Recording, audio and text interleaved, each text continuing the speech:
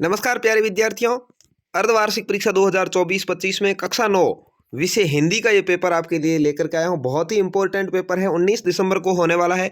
70 number का ये paper होगा और राज्य स्तर पर सभी जिलों में एक समान पेपर आएगा। तो बहुत ही इंपॉर्टेंट है। समय आपको मिलेगा 3.25 घंटे का। और किस तरीके से पेपर छपा हुआ आएगा और आपको क्या क्या करना है, किस तरीके से सवालों को आप अटेंड करेंगे तो 70 में से 70 नंबर ला सकते हैं। तो इसके बारे में इस वीडियो में बात करने वाले हैं। चलिए शुरू करते हैं। सबसे पहले खंड आपके आएगा, निम्नलिखित अपठित गद्यांश को पढ़कर प्रश्नों के उत्तर देने हैं।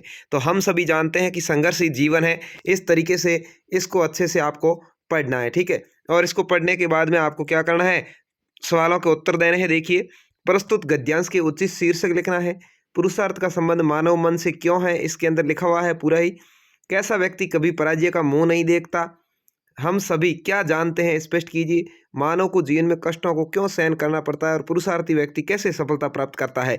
तो ये क्वेश्चन 6 नंबर के आपको इसमें से पूछे हैं। तो इसको आप पढ़ेंगे तो आपको अच्छे से समझ में आ जाएगा कि पुरुषार्थी मानव है वो अपने पुरुषार्थ के बल पर सफलता अर्जित कर लेता है, ठीक है ना। पुरुषार्थ का संबंध ही मानव मन से है। ये सारे ही सवालों के उत्तर इसके अंदर दिए हुए हैं। इसको आप अच्छे से पढ़ सकते हैं। इसकी पीडीएफ है, यदि आप प्राप्त करना चाहते हैं तो टेलीग्राम ग्रुप का लिंक मैं डिस्क्रिप्शन में दे रहा हूं, जिसे आप ज्वाइन कर सकते हैं। वहां पर आपको इसकी पीडीएफ मिल जाएगी, जहां से आप इसको अच्छे से पढ़ पाएंगे और उत्तर दे पाएंगे। आगे देखिए, निम्नलिखित अपठित गद्यांश को पढ़कर प्रश्नों को उत्तर देने हैं। हे ग्राम देवता नमस्कार, सोने चांदी से नहीं किंतु तुमने मिट्टी से किया प्यार। हे ग्राम देवता नमस्कार, तुम जन मन के अधिनायक हो। तुम हंसो की फूले फले देश, आओ सिंहासन पर बैठो, ये राज्य तुम्हारा है अशेष। उर्वरा भूमि के नए खेत, ये नए धान्य से सजे वेश, तुम भू पर रहकर भूमि भार धारण करते हो मनुज शेष। तो इस तरीके से ये यहाँ पर दिया हुआ है। और इसमें भी आपको पूछा है प्रस्तुत पद्यांश का उचित शीर्षक लिखना है।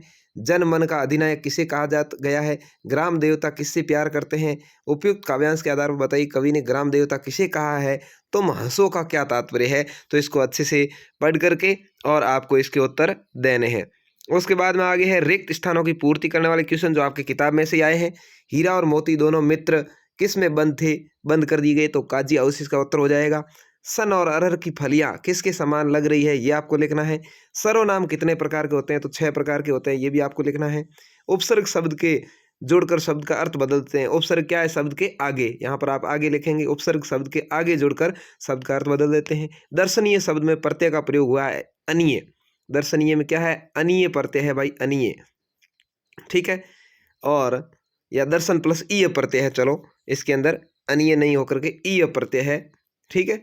और संज्ञा और सर्वनाम की विशेषता बताने वाले शब्द क्या कहलाते हैं भाई, संज्ञा और सर्वनाम की विशेषता बताने वाले शब्द विशेषण कहलाते हैं। क्या कहलाते हैं, विशेषण कहलाते हैं। इस तरह से आपको ये कुछ व्याकरण के जो क्वेश्चन आएंगे उसके आधार पर रिक्त स्थानों की पूर्ति करनी है। उसके बाद देखिए, निम्नलिखित अति लघुत्रात्मक प्रश्नों के उत्तर देने हैं। यानी शब्द सीमा 20 शब्द है, यानी अधिकतम 1-2 लाइन और बाकी शॉर्ट। हिंदी में कितने वचन है नाम लिखना है, तो हिंदी में 2 ही वचन है, एक वचन और बहुवचन, 2 नंबर आ जाएंगे। सूर्य और कमल के 2-2 पर्यायवाची लिखने हैं। सूर्य को दिनकर कहते हैं, भानु कहते हैं, ठीक है, रवि कहते हैं, कोई भी 2 लिखने हैं। कमल को पंकज कह दो, ठीक है। अन्य और भी नाम फूल कह दो, जो भी है 2 लिखने हैं।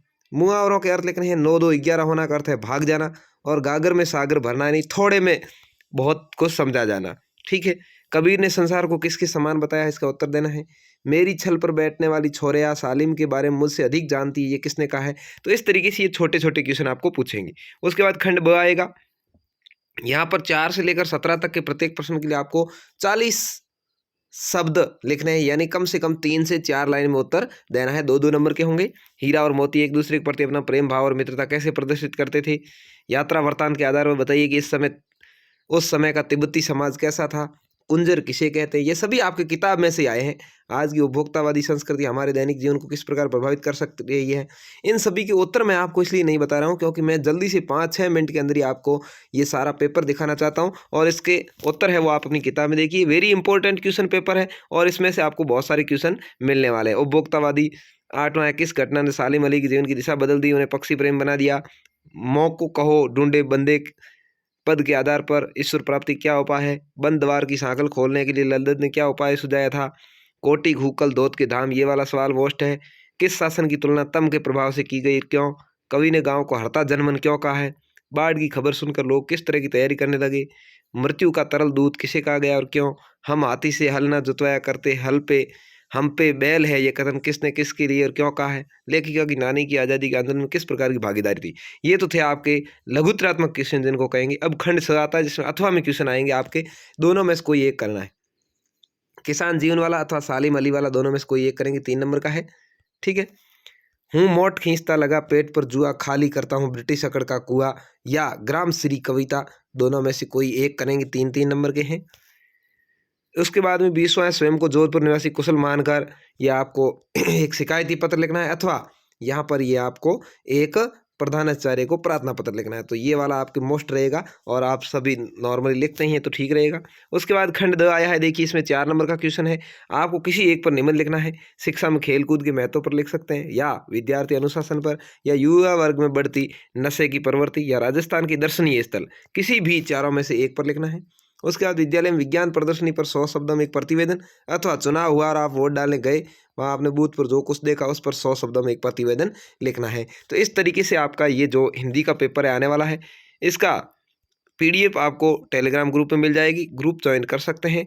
उम्मीद है आपको बहुत ही अच्छा और हेल्पफुल ये वीडियो लगा होगा, तो ज़रूर अपने दोस्तों तक शेयर करें और अधिक से अधिक शेयर करें। धन्यवाद।